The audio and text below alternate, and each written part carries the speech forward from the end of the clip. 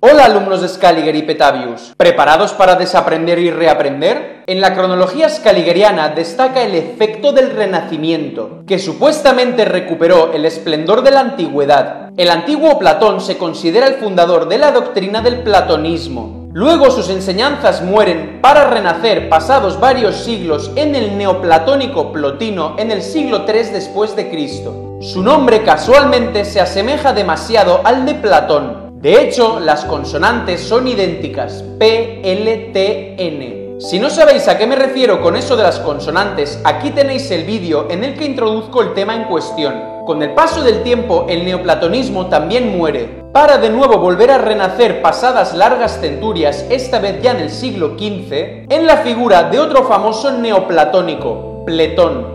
Su nombre, de nuevo, constituye la misma serie de consonantes que los dos nombres anteriores, P, L, T, N. Se considera que el medieval gemisto Pletón revivió el antiguo platonismo y fue un furioso propagandista del antiguo Platón. Por cierto, la primera aparición de la nada de los manuscritos del antiguo Platón tuvo lugar precisamente en el siglo XV. Gemisto Pletón organiza en Florencia la Neoplatónica Academia de Florencia, un análogo exacto de la antigua Academia Platónica. Se considera que su llegada a Florencia fue uno de los momentos más importantes en la historia del trasplante de la ciencia de la antigua Grecia a Italia, y, en especial, la aparición de la filosofía platónica en Occidente. Tanto el antiguo Platón como el medieval Pletón escribieron utopías. Se dice que Pletón es el autor de la famosa utopía Tratado sobre las leyes, que, desgraciadamente, no ha llegado hasta nosotros al completo.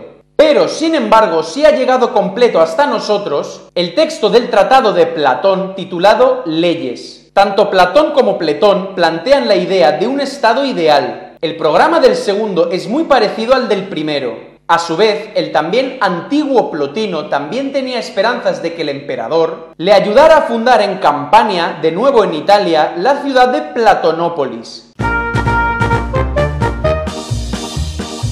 en la que él introduciría instituciones aristocrático-comunitarias al estilo de Platón. En la historia scaligeriana se bifurcan también algunas grandes figuras de la Iglesia. Si todavía no sabéis a qué me refiero con historia scaligeriana, aquí tenéis el vídeo en el que introduzco brevemente el tema. Por ejemplo, Eusebio Panfilio, en Historia Eclesiástica, habla mucho sobre el obispo Víctor. Dicho obispo jugó un importante papel en la llamada discusión pascual, es decir, en la cuestión sobre las reglas de la instauración de la Pascua. Incluso existe un término especial, ciclo pascual de Víctor. Esta discusión y la actividad de Víctor se atribuyen supuestamente al año 463 después de Cristo. Sin embargo, Eusebio Panfilio, que supuestamente vivió antes de dicha época, escribe sobre ella. Al parecer, aquí tenemos la cronología scaligeriana patas arriba. Vaya, pero si es mi viejo amigo el señor Mamazo, el del brazo donde la pierna y la pierna donde el brazo. Es más, Eusebio nos habla de un tal Dionisio que estableció las reglas de la celebración de la Pascua, ligándola al equinoccio de primavera y, con ello, a la pasión de Cristo. Según Eusebio, Dionisio murió en el año 12 de Galieno, es decir, supuestamente hacia el 265 después de Cristo. Pero cabe señalar que supuestamente en el siglo VI después de Cristo, de nuevo un tal Dionisio, esta vez Dionisio el Exiguo, se dedica al problema de la Pascua y establece por primera vez la fecha del nacimiento de Cristo. Con ello, Dionisio estableció las reglas del cálculo de la Pascua para muchos años en adelante y la ligó al equinoccio de primavera. A ambos Dionisios supuestamente los separan 3 siglos. 3 siglos. Nosotros hacemos esto. Así indicamos el 3. Pero ambos se dedican básicamente a lo mismo, siguiendo las mismas pautas. Al parecer, se trata de un error cronológico que duplicó a un mismo personaje. Vamos, lárgate, Homer. ¿Homer? ¿Quién es Homer? Yo me llamo Tipo de Incógnito. Lo más probable es que hubiera un único Dionisio dedicado al tema en cuestión. Por cierto, hubo otro Dionisio más. Lo más seguro es que fuera este Dionisio el personaje original de los dos anteriores. Se trata de Dionysius Petavius, jesuita del siglo XVI y uno de los creadores de la versión cronológica que usamos hoy en día. Me refiero, evidentemente, a la versión cronológica de Scaliger Petavius. Si esto os ha parecido interesante y queréis saber más, ya sabéis lo que tenéis que hacer. Suscribiros a mi canal. Es muy sencillo, pincháis en el botón de suscribir y listo. Y si además le dais al botón de la campanita, os llegarán los avisos de todos mis vídeos. Sigamos. Encontramos también unas extrañas bifurcaciones en la historia scaligeriana del famoso derecho romano. El jurista, político y académico italiano Francesco Ciuffa, estudioso de la historia del derecho, escribe: la serie de los grandes juristas romanos acaba con Herenio Modestino, muerto en el año 244 después de Cristo. La ciencia jurídica cayó en un sueño letárgico y 900 años después, gracias a Irnerio, esta de nuevo resucitó en todo su originario esplendor en Bolonia. Por cierto, es curiosa la similitud fonética de los nombres de Herenio e Irnerio. Se supone que en su labor, Irnerio recopiló los antiguos códigos de Justiniano. En la historia scaligeriana también hay dos Homeros.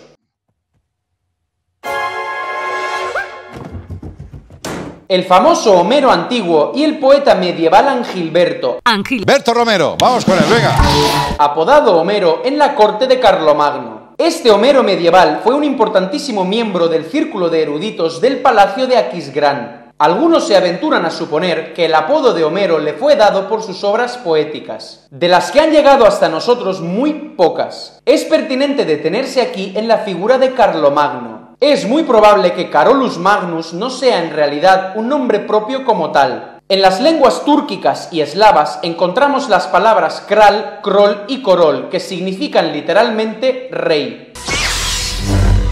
De hecho, en la lengua rusa moderna, la O átona se pronuncia como A. De este modo, la palabra rusa korol se transforma en Carol. Si a esta palabra le añadimos el sufijo latino us, obtenemos la palabra Carolus. De este modo, lo más probable es que Carolus Magnus significase simplemente rey magno o gran rey. Pero, ¿quién era llamado así exactamente? Esta cuestión precisa de un análisis especial. Y tranquilos, ya habrá tiempo para hablar de ello. Sigamos con las rarezas de la cronología scaligeriana. Actualmente se cree que la cuenta romana en idus y calendas había acabado ya en los siglos VI-VII. Sin embargo, resulta que los cronistas medievales del siglo XIV desconocían este hecho y contaban las fechas precisamente utilizando idus y calendas. Es decir, supuestamente usaban un método hacía tiempo olvidado, que presuntamente se había dejado de utilizar 700 u 800 años antes.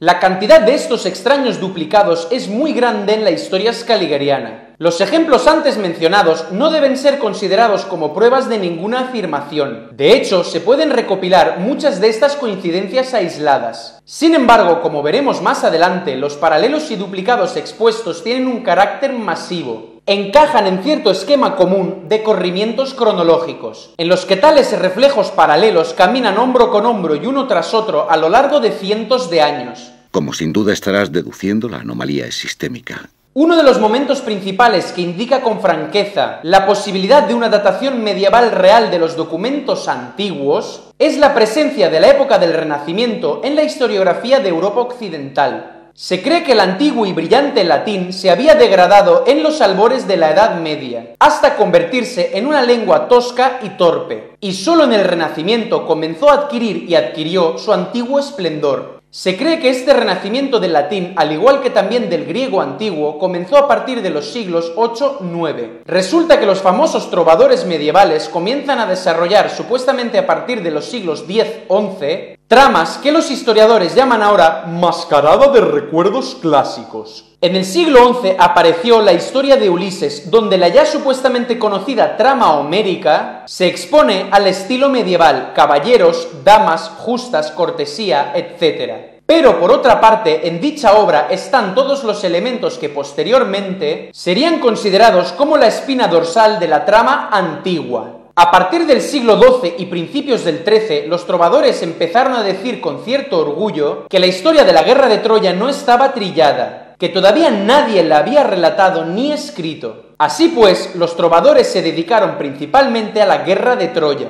Para ellos era casi una trama nacional. El hecho es que los francos se consideraban a sí mismos originarios de Troya, descendientes de Franción, hijo del príncipe Héctor. Pensaban que tras la caída de Troya se fundó París en honor al príncipe Paris.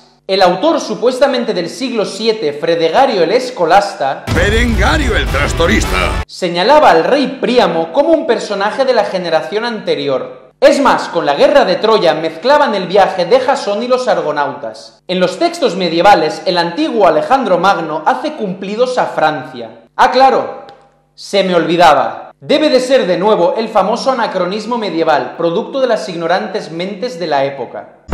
En la cronología scaligeriana se considera que hacía mucho tiempo que habían desaparecido de la historia dos grandes pueblos bíblicos. Se trata de los pueblos apocalípticos de Gog y Magog. ¿Gog y Magog? ¿Perdona, qué? Gog y Magog. He oído rumores de...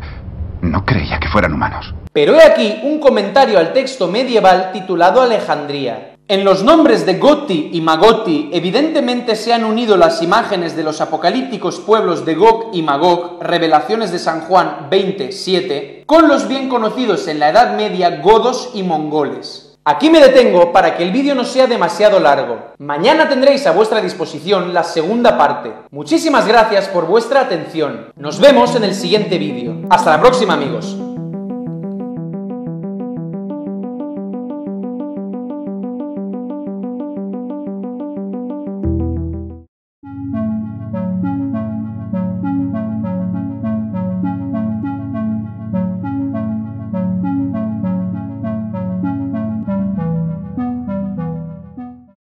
Si os ha gustado y parecido interesante este vídeo, dadle like, suscribiros, comentad y compartid mi canal. Y si queréis que os lleguen los avisos de mis vídeos, dadle también a la campanita.